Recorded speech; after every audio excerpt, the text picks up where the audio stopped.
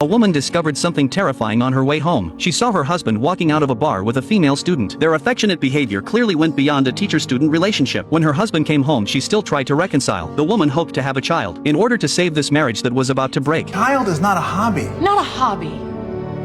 An inspiration. Facing his wife's unreasonable behavior, Nick also lost his patience. He did not expect that a child could restore their marriage. He was even cruel enough to push his wife down. Looking at the man in front of her, the woman completely gave up hope. To take revenge on this damn scumbag, she drew 10 kilograms of fresh blood, then forcefully threw it onto the cabinet and spread the rest onto the floor. Then she spread the blood out. She took off her gloves and made dragging marks. Finally, she took out a tissue to make it look like it had been cleaned. Daisy wiped away all the blood. Then she took a stick, dipped it in blood, and burned it in the fireplace. She overturned the sofa, shattered the glass coffee table. Finally, Daisy jumped into the lake holding a stone. She just hoped the body would be found by the police quickly. Meanwhile, Nick at the bar suddenly received a call from a neighbor. When he returned home, the door was ajar. Seeing no sign of Daisy, Nick actually felt secretly pleased because they had long begun to resent each other. If his wife left suddenly, it would suit his intentions perfectly. But Nick would never have imagined that since he entered this villa, he had already fallen into Daisy's trap. What met his eyes was the broken coffee table in the living room. Soon the police arrived. Nick explained that because his father was ill, he and his wife moved here 2 years ago and opened a bar for his sister here. Nick suspected his wife had been kidnapped, but the room was clean and tidy, except for an electric iron that wasn't unplugged. There was only a drop of blood on the kitchen cabinet, nothing else unusual. The police took Nick to the station, collected his fingerprints and saliva, but when the female officer asked about Daisy's basic information, he hesitated and stammered. He didn't even know his wife's blood type. This made the police suspicious of him, since a thorough investigation of the house was needed. Nick had to stay at his sister's place for a few days. Soon the forensic team made a discovery at the scene. The blood on the cabinet was splattered, which might be normal in a kitchen, but this position was unusually high. At the same time,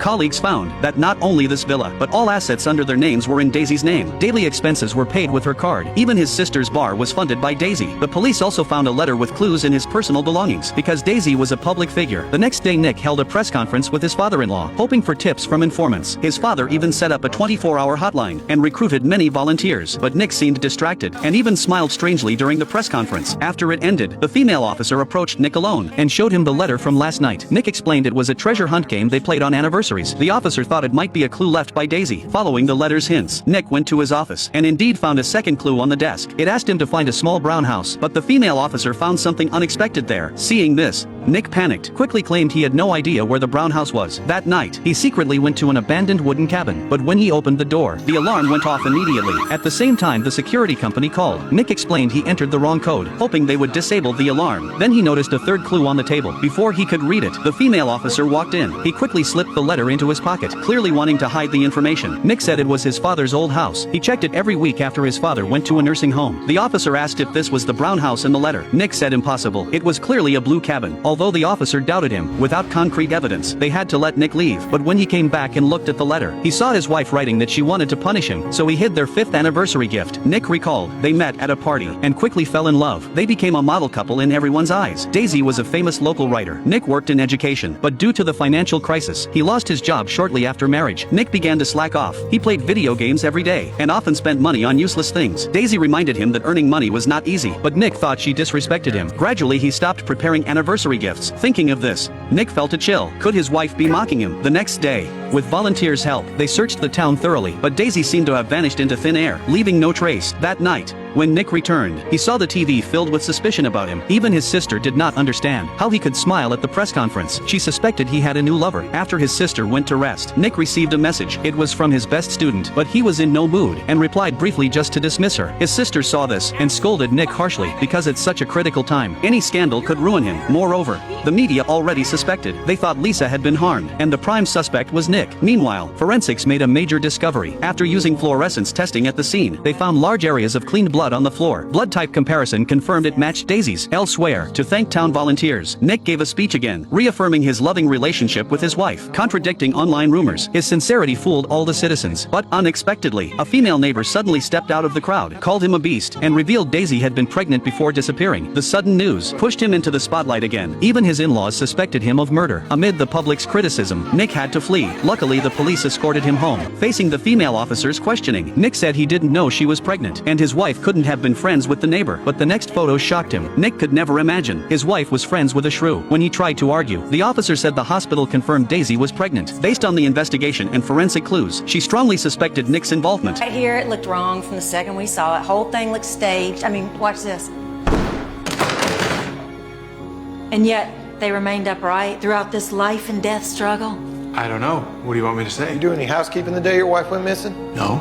Okay, because our guys did a luminol test, and I'm sorry to tell you, but that kitchen lit up. Amy lost a lot of blood in there, Nick, a lot. Oh my God. Yeah, and then somebody mopped it up. Oh, wait a second. Why would they mop up the blood if they're trying to stage a crime scene? No blood and no body suggests kidnapping. Tells us look at people outside the house. Like these homeless you keep mentioning? Pool of blood and no body suggests homicide. It tells us look at people inside the house, which is what we're doing here. The female officer then checked Nick's recent spending, found he had no job, often bought luxury goods, and had tens of thousands in credit card debt. Nick firmly denied. He insisted he didn't buy these, but the officer didn't believe him, because he had also bought his wife high-value accidental insurance. All of this made the police suspect a motive for murder. Without a body, they had no grounds to arrest Nick yet. After the police left, he recalled the unsolved third clue. After carefully analyzing it, Nick seemed to realize something. He rushed to the backyard warehouse, but when he opened the wooden door, he was shocked. It was filled with toys bought with maxed-out credit cards. Nick realized if the police found out, he couldn't explain anything, but Nick didn't know. The police went to his father's old house, though the house color was wrong. The officer didn't believe someone who comes weekly could trigger the alarm. Sure enough, she found an unburned diary in the fireplace. The diary recorded Daisy's life for years. It noted her pregnancy and suspected her husband might have wanted to kill her. Meanwhile, Nick found his 5th anniversary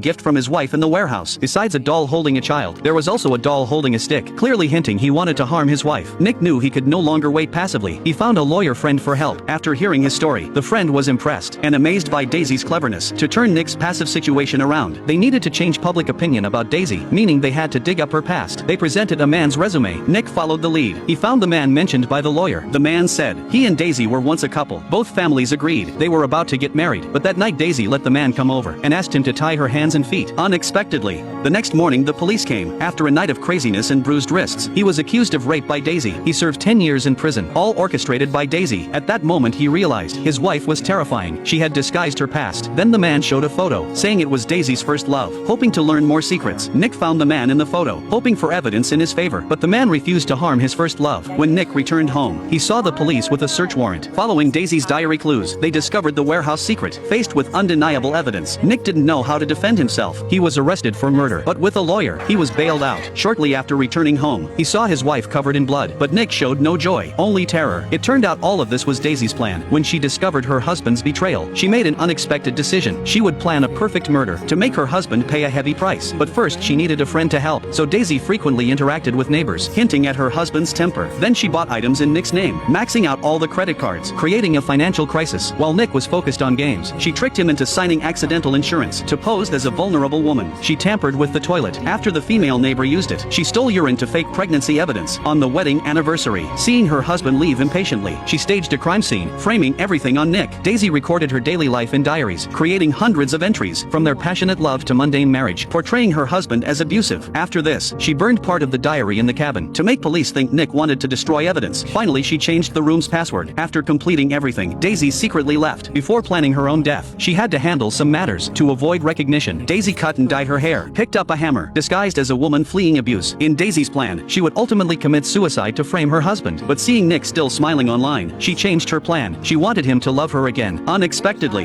bad luck struck. At a motel she was robbed, all her money stolen. With nothing left to fund her plan, she relied on men who had pursued her. No man could forget his first love. Seeing the goddess wronged, he helped without hesitation. He took her to a private villa in the suburbs, lavishly decorated. Important locations had surveillance. Daisy didn't know. While using others, she was being used too. The man's possessiveness hadn't waned. His desire for her was as strong as ever. Daisy realized she had fallen into a trap, but he underestimated her. The next morning, after breakfast, Daisy deliberately kissed him and bit his lip when he wasn't looking.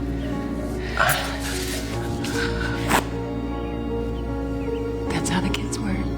Her first love didn't know. His actions were recorded by surveillance. Watching him leave, Daisy tied her ankles with rope, drenched her clothes in red wine, climbed to a surveillance spot pretending to ask for help, pretended to have a miscarriage, then changed into clean clothes, left marks on her wrists, finally used red wine, pretending to have been assaulted. When her first love returned at night, Daisy lured him into the room. Seeing him relax, she slit his throat and successfully returned to Nick. Doctors confirmed from the wounds, Daisy had been assaulted. She framed her first love, combined with police surveillance at the villa. Daisy cleared her name. Nick couldn't believe her, but facing hundreds of reporters, he had to maintain his public image. If Nick abandoned his wife, he would be condemned by all.